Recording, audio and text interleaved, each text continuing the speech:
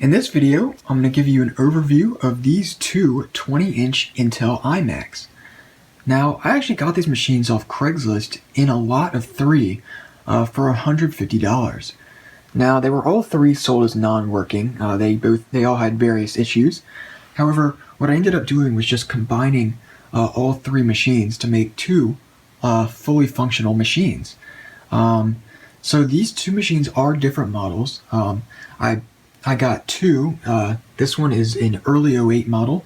The other one I got, which isn't here because I took it all apart, is also a early 2008 model. And this one right here is a mid 2009 model. So in this video, what I'm going to go ahead and show you is the differences between these two machines. So if you're looking to buy an iMac of this model, you will know how to differentiate the early 2008 and mid 2007 models, which look exactly the same, aside from the mid 2009 model, which also pretty much looks the same, but it does have some key differences, which I will show you in this video. So I'm going to go ahead and start with the comparison now. So just by looking at the machines from the front, you can see that they look pretty much the same. You can see they both have the outer aluminum bezel around the LCD glass. But the first difference you can notice on these is the bottom stand. Now if we go ahead and take a look at the early 2008 model, you can see that the stand is of a uniform thickness from back to front. It doesn't change thicknesses as it gets closer to the front.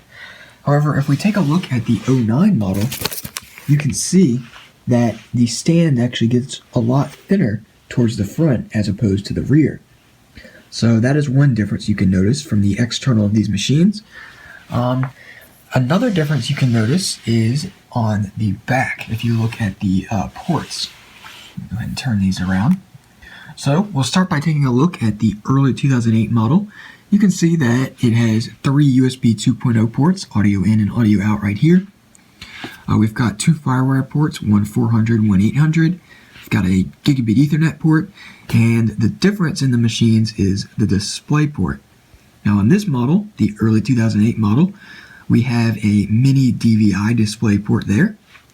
And if we go ahead and take a look at the mid 2009 model, you can see that instead of having a mini DVI port, we have a mini display port.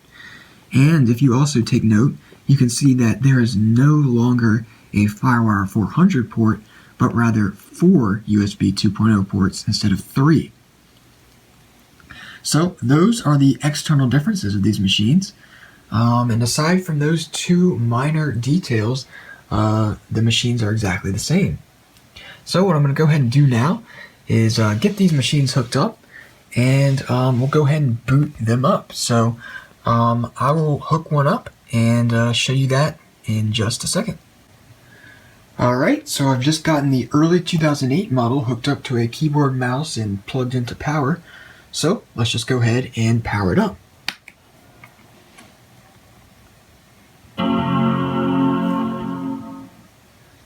Now this one does have a little bit of a problem on the display.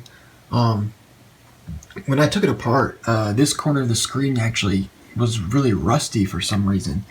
And I guess it must have been exposed to a little bit of moisture or something at some point. But I think what this is the rust has just seeped into the display and kind of changed the color of it a little bit. So that's not really much of a big deal because the rest of the display looks just fine. And you can still see whatever is in this corner perfectly fine. So the machine is booting up right now. And this is actually the install of the previous owner, so I haven't formatted it yet, which I intend to do relatively soon. But let's just go ahead into About This Mac once it boots up here. So to About This Mac.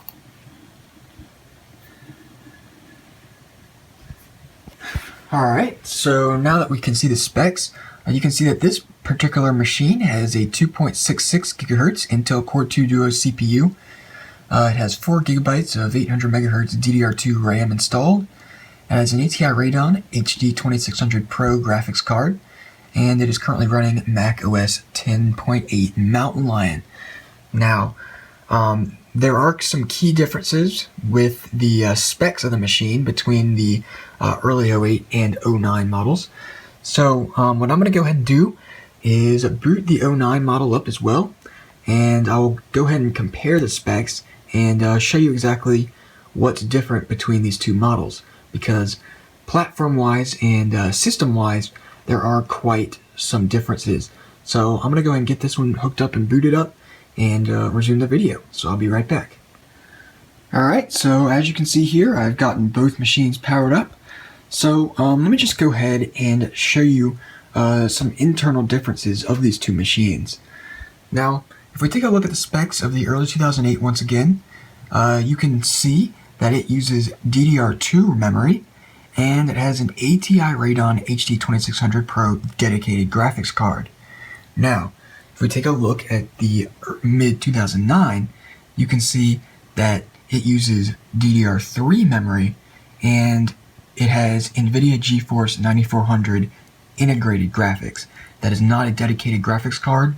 The 9400 is built into the NVIDIA MCP79 chipset, and you also cannot install a dedicated graphics card in this machine.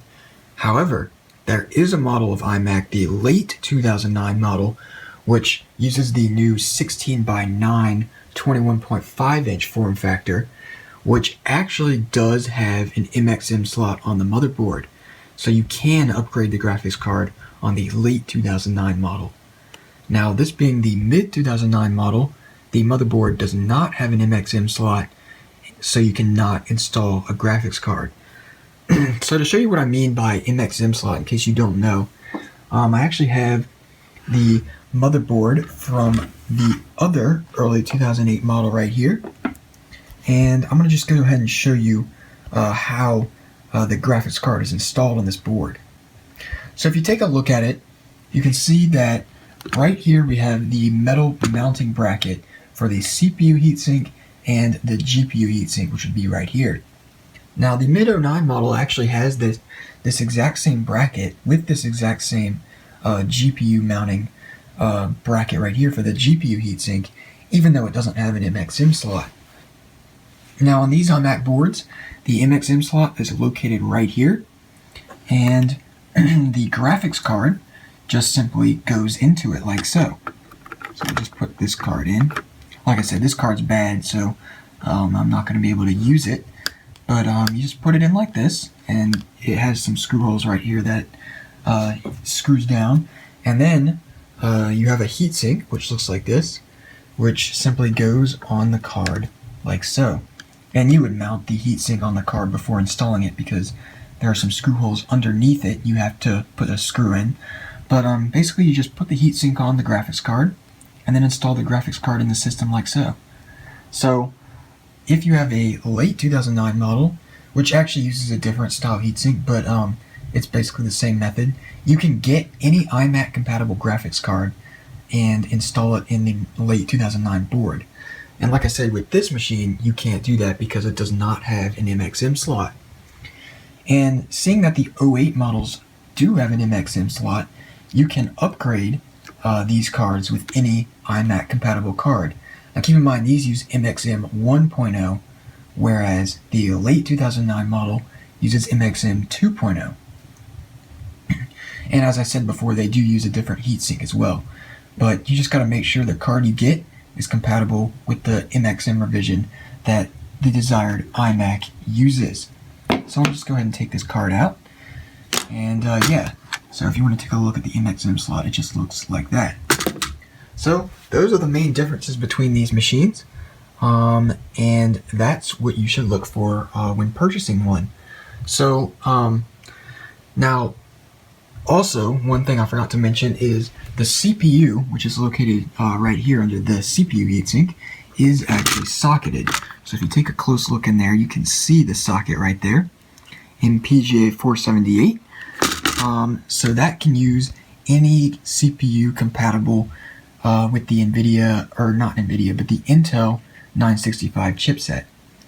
As a stock, the 2008 model comes with a Core 2 Duo Penryn based CPU. If you want to install a newer Penryn CPU, you can definitely do so, as long as it's compatible with the NVIDIA or the Intel 965 chipset. Now, as I said before, this model actually uses the NVIDIA MCP79 chipset. So, once again, just like on the 08 board, you can also upgrade the CPU to anything compatible with the NVIDIA MCP79 chipset. So, now that I've given you a comparison between these two machines and shown you their differences, I'm going to go ahead and explain what I actually did to repair these machines. Now, when I originally got this one, the 09 model, it had a couple issues. The main issue was the LCD panel was cracked, so I went ahead and took the LCD panel off of the 08 model with the bad graphics card, which is right there, and put it in this machine. Now, the thermal sensor on the LCD panel was different, so I just took it off the original panel and taped it onto the new panel, just like it would have been from the factory. So, other than the thermal sensor, the displays are identical. Also, this one had a strange issue with the hard disk, where basically it would not spin the hard disk up. And this was actually a problem with the hard disk, which I actually have right here, and I'm going to show you that in just a second. But it had a problem with the hard disk, where basically the hard disk just would not spin, and it would cause the machine to hang at the white EFI boot screen and wouldn't do anything else. So after removing the hard disk, the machine actually started working perfectly fine. So I went ahead and installed a working hard drive, and as you can see, it is working perfectly now. So I've got the hard drive that it came with right here. It is a Hitachi DeskStar 500 gig hard drive. You can see right there. I believe this is a 7200 RPM drive. But yeah, let me go ahead and take this apart, and I'll show you exactly what happened. Now, I already did take it apart, as you can see, but you can see the platters right here, and if I try to spin them, they are completely seized up. The motor literally does not spin hardly at all whatsoever. So that is definitely an issue with this drive, and that's why it wasn't spinning up.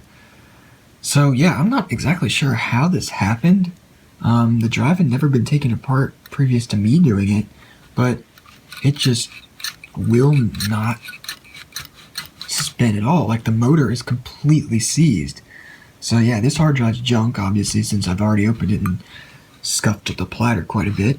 But yeah, I've never seen a hard drive fail this way before, so I don't know exactly what caused this. So yeah, that's kind of weird. But like I said, putting in a new hard drive got the machine fully working.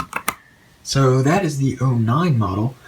This machine actually also had a bad graphics card. However, reflowing it seemed to work. And as you can see, it is working perfectly fine right now. And the only other issue this one had was this defect in the LCD panel. But that's no big deal, as the screen is still fully usable and the machine is now fully functional. So that has been the comparison and overview of these two 20-inch Intel iMacs. Hope you enjoyed this video.